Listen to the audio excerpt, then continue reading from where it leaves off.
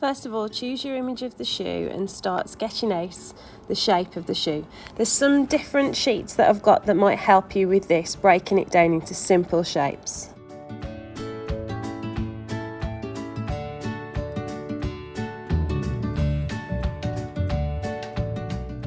Once you've got the basic shape, start adding lots of details like the logos and the laces.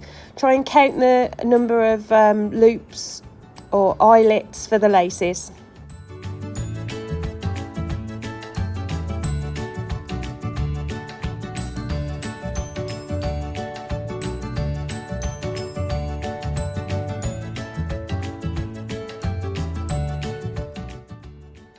Get some water on your paintbrush and wet the paint. You want to add quite a bit of water. Use the lid to put water and paint in so that you get a wash of watercolour paint. First of all, I'm just filling in the shoe. I'm going to do it all in an orange colour, and then I'm going to use complementary contrasting blue colour for the background colour. That's really going to make the orange shoe stand out a bit more. I don't want to just keep it grey, it's a bit boring.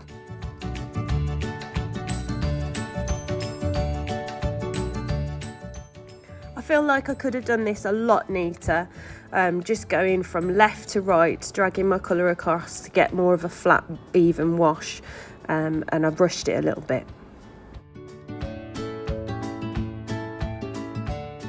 To create some depth, I'm going to use some of that blue inside my shoe as well to just create a bit of depth and shadow to make it look like that part goes in. I'm going to use some blue on the logos as well. Once you're happy with it, use a hairdryer to dry it off or just leave it to dry.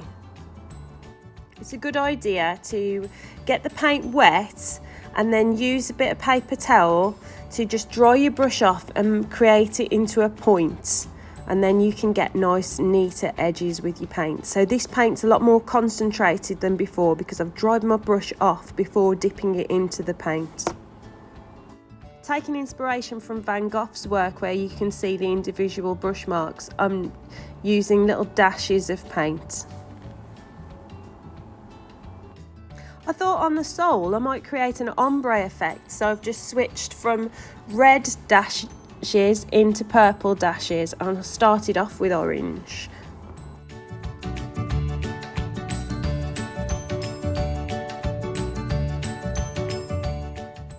I'm adding my dashes of paint in different patterns and trying to shape them around the different shaped parts of the shoe. So the direction that they go depends on where they appear on the shoe. I'm adding some more details to some of the outline. I think I'm going to go around that again a bit with the dark blue as well, so that you can see the difference between the sole and the shoe. And I'm curving some lines around the toe part and then having some lines going in a straight sort of downward direction.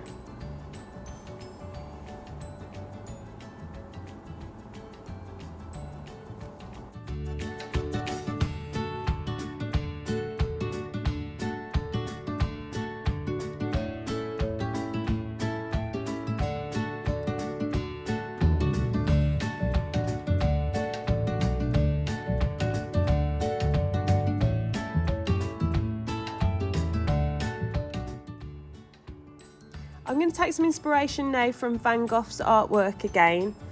I'm looking at the movement that he's created in the sky in Starry Night, and I want to create a swirly patterned background for my shoe. I'm using blue because it complements the orange shoe as it's opposite on the colour wheel. And I'm going to use some little bits of yellow in the sky as well. I think I'm going to add a moon, into this. Trying to make it a bit darker around the sole of the shoe, so it creates a bit of a shadow.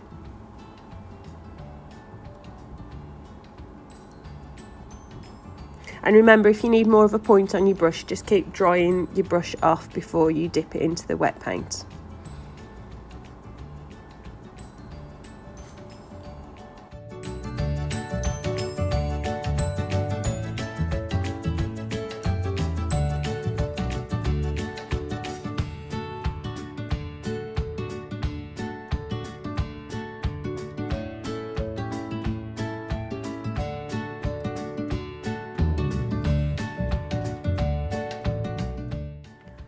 And this is my finished shoe.